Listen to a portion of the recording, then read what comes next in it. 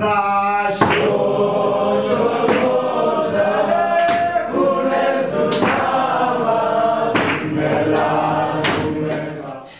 had a grant from the Kellogg Foundation in the late 1980s, and one of the opportunities I had was to travel to South Africa. Not only was it one of the most beautiful spots in the world I'd ever seen, but the people were incredibly proud people. I learned so much more from the people I met and talked with, and I was so taken by that experience I thought I really want to learn more. I was invited back the following year to teach in South Africa for 3 weeks, and while I was there I said, you know, I really would love to bring my students, and one of the people who I was teaching with, a professor, invited me to look about seriously bringing a group of students back. In May of 2008, Westchester University Honors College students traveled to the University of Pretoria. One of the interesting pieces of our trip was to go visit the University of Pretoria.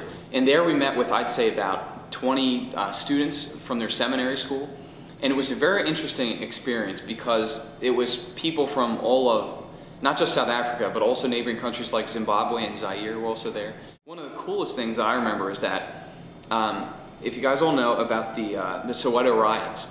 And Soweto is I'd say it was a good hour drive away from Pretoria, but many of the students that were in Pretoria had never been outside the walls of their specific city, especially outside the walls of Pretoria, and they had never been to a historical site, you know, that was so vital to their country's history, like Soweto. And us taking them there, it was their first time to go.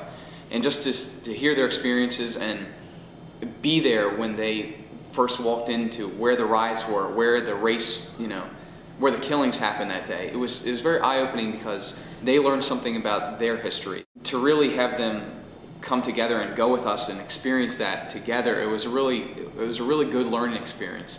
While at the university, some Westchester students formed long-lasting friendships with the students they met.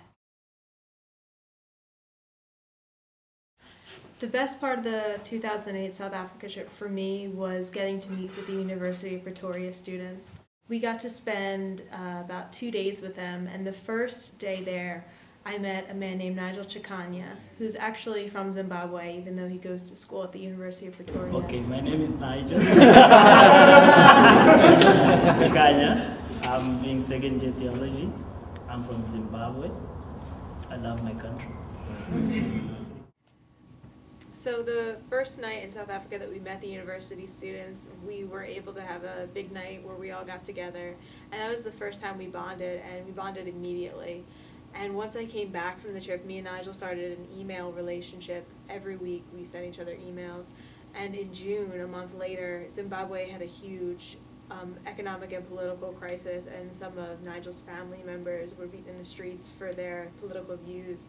And I knew then for the first time that that bond I had formed was going to be a lasting one, and that I was meant to meet Nigel so that I could help him and his family and others in Zimbabwe. None of this would have been possible if I hadn't gone to South Africa, if I hadn't met Nigel and shared that experience. It just completely changed my life. This life-changing visit was a memorable experience for all who took part. In May of 2010, Westchester students hope to travel back to South Africa and pick up where they left off, changing lives and forming lifelong friendships. Sholo,